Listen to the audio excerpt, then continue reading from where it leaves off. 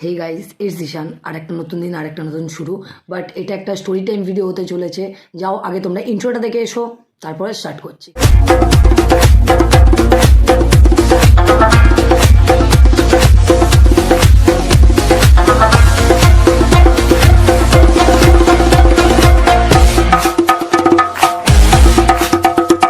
আজকে যেই স্টোরিটা নিয়ে কথা বলবো, তোমরা একটার পর একটা লিঙ্ক দেখতে পাবে জিনিসটাতে।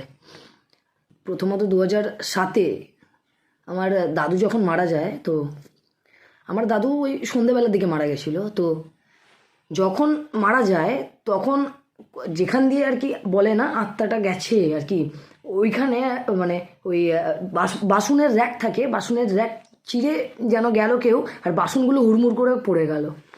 তো সেই ইনসিডেন্টের পরে সবাই মোটামুটিভাবে এই জিনিসটাকে ইগনোর করারই চেষ্টা করে, ঠিক আছে। তো তারপরে 2007, 8, 9, 10, 11, তো আমার বাবার পিসি, তার বিয়ে হয়নি, তিনি থাকতেন না এখানে, বাইরে থাকতেন, পরে এসেছিলেন যখন অসুস্থ হয়ে গেছিলেন হঠাৎ করেই। ওনার এক সাইড প্যারালাইজড হয়ে যায়, ঠিক আছে। আর আমাদের বাড়িতে যেদিন এসেছিলেন সেদিনকে বলেছিলেন আমার ঠাকুমাকে যে আর আমি যাব না, আমার ভালো লাগছে না। তাও এতে যেতে হয়। যেই গেল তার 2-3 দিন বাদে আবার বাড়িতে ওই একদিক প্যারালাইজড হিসাবে তিনি বাড়িতে এলেন, ঠিক আছে।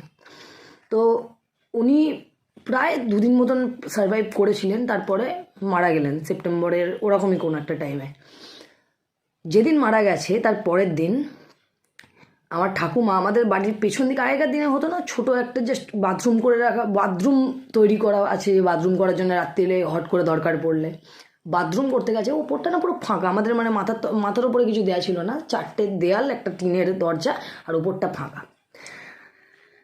সকালে উঠে দেখছি আমার ঠাম্মার মাথাটা এতটা ফোলা। আমি ঠাম্মাকে সবাইকে জিজ্ঞেস করছি কি হয়েছে হঠাৎ।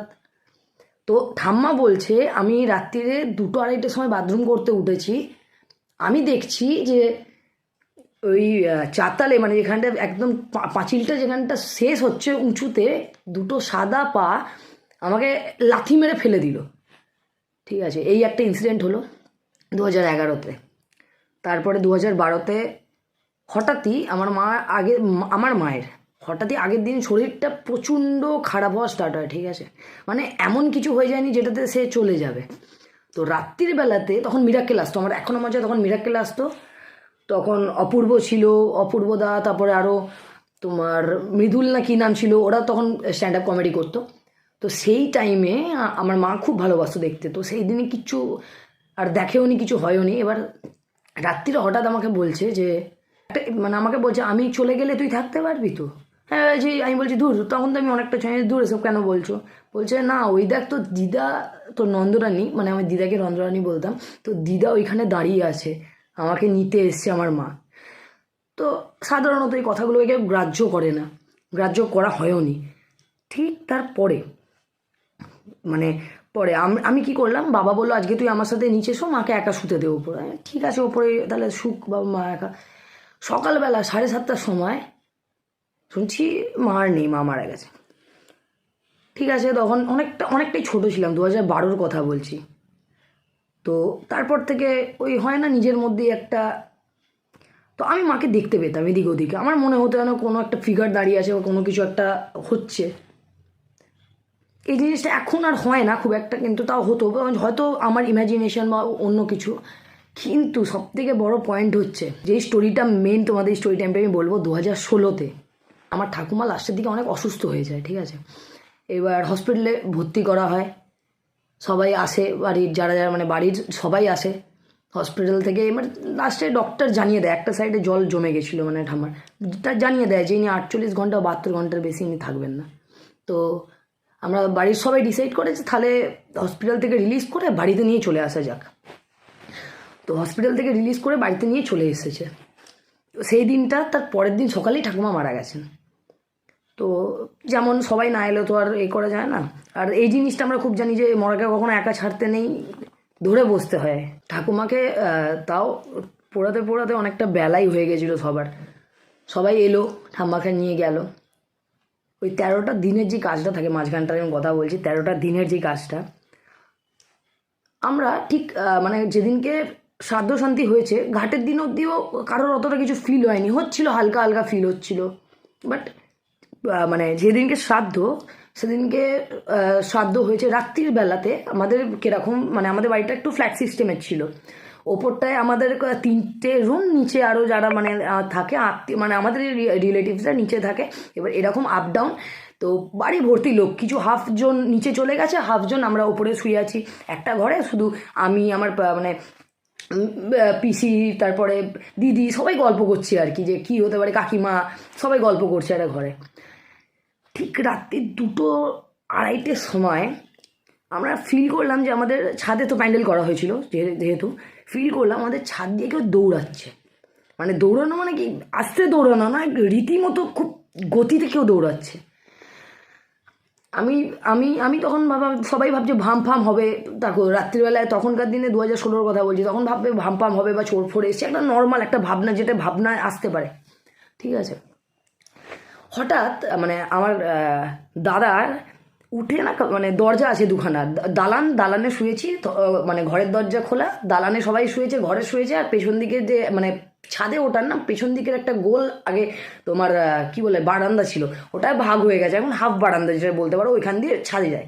আর ওখানটা আমাদের পুরো খোলা এরিয়া, ওখান দিয়ে যে কেউ নেমে চলে আসতে পারে ছাদ দিয়ে, মানে ওই কারণে আর কি ভালো করে দুটো দিকের দরজা টাইট করে আটকানো থাকে। তো দাদা কানের কাছে হঠাৎ করে গিয়ে বলছে, কে নিঃশ্বাস ফেলছে। দেখো ওরকম বাড়িতে অত লোক, কেউ বিশ্বাস করতে চাইছে না যে এরকম হতে পারে কিছু। তো রীতিমতো আমরা দেখছি জানলায় কেউ ঠকঠক করছে, দরজায় ঠকঠক করছে, গেটে আওয়াজ হচ্ছে, আর ছাদে না রীতিমতো জিনিস ছোঁড়াছড়ি হচ্ছে রীতিমতো। মানে ভেবে নাও যে ওপরে তোমার কত বাসন ছিল, এই ছিল, সব ধর্ম করে কেউ ফেলছে, কেউ ছুঁড়ে ছাড়ে দিচ্ছে বা অন্য কিছু। আমাদের তো সবার মানে রীতিমতো ভয় পেয়ে গেছি। এবার নিচে সবাইকে ডাকা হয়েছে যে দেখো চোর ফোড়ও হতে পারে, নর্মাল ভাবনায় চোরই হতে পারে। 3টে 3:30 হবে, আর এই টাইমটা হচ্ছে সব থেকে খারাপ টাইম।